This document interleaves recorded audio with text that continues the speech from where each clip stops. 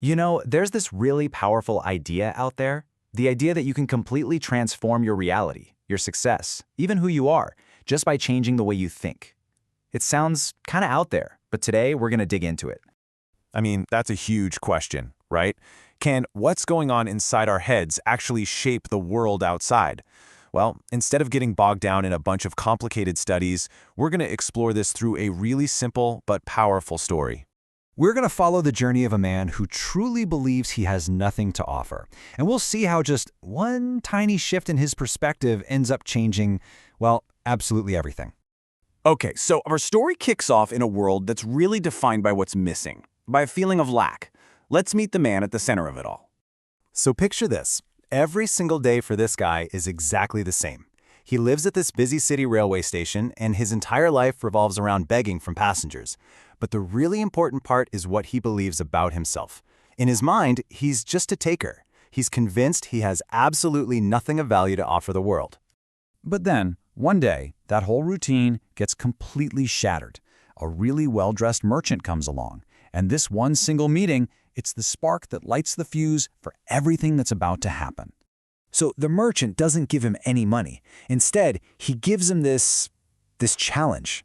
He says, if you can't give anything to anyone, you don't really have the right to ask for anything. Wow. I mean, just imagine hearing that. It's not just someone saying no, it's a direct hit to his entire identity. The merchant basically says, look, I'm a businessman. I believe in a fair trade, giving and taking. And you know what? Those words, they stuck with him. They didn't just disappear. For maybe the first time ever, he started to really think. He's wondering, why don't I get more? And this new idea pops into his head. Maybe it's because I never give anything back. But then comes the big question, right? What on earth could a beggar possibly have to give? And that one question just throws him into a total crisis. He's stuck. He's caught between his old self, the taker, and this brand new, kind of scary idea of becoming a giver. This, right here, is the turning point of the whole story.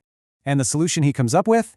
It's actually so simple. He's been thinking for a couple of days, and then he sees these flowers growing near the station.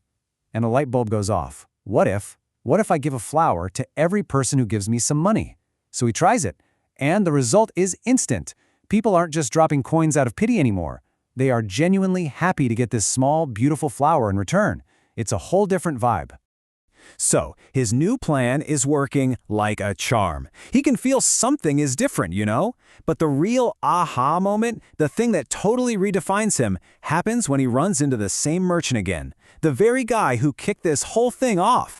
So this time, he proudly offers the merchant a flower in exchange for his coin. And the merchant's reaction? It changes everything. He doesn't see some beggar with a clever trick. He just smiles and says, "Wow, look at that. Today you've become a businessman just like me." He doesn't see a beggar, he sees an equal.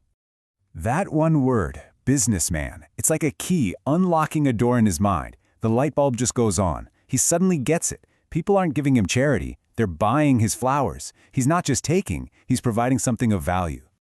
This is it. This is the peak of his whole internal journey. He actually gets off the train, looks up, and just shouts it out. I am not a beggar. I am a businessman. In that moment, he just completely sheds that old identity and steps into this new one that's full of possibility and, for the first time, self-respect. Okay, so he's had this huge realization. He's declared who he is now. But what happens next? What does that internal change actually create in the real physical world? Well, the change on the outside it's shockingly fast. I mean, you can see it on this timeline. What started with one comment and a couple of flowers, just 6 months later, has turned into a major flower business. And get this, the next time he runs into that merchant, it's as a total equal. They're both businessmen, in suits, traveling for work. It's incredible. Yeah, this really sums up the whole journey, doesn't it? Before, he was a beggar. Now he's a businessman. Before, he only asked. Now he's learned to give. And the biggest one of all, before he thought he was small and worthless, and now he knows his own value. So what's the big secret here? Because this isn't just some nice story, right?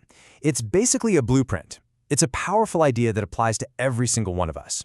And here it is, the core idea the merchant was trying to teach him. It's the law of give and take. It's super simple. You can't expect to get something of value if you're not putting something of value out there first. The second our guy in the story grabbed onto that idea, his whole life changed. All right, so let's break down the big lessons for us. Number 1, success isn't really about your situation. It's about your mindset. If you want to do big things, you have to start by thinking big, by seeing yourself as someone who can do them. It's not just wishful thinking. It's about building a real belief in yourself. Always, always find a way to give value to other people, because when you do that, something amazing happens. You start to respect yourself more. It's a total game changer. And that really brings us to the big, final question, the one that matters most. This whole story shows the incredible power of shifting your focus from what can I get to what can I give. So I'll leave you with this. What's the one thought, the one belief about yourself that you could change today that might just create a completely new reality for you tomorrow?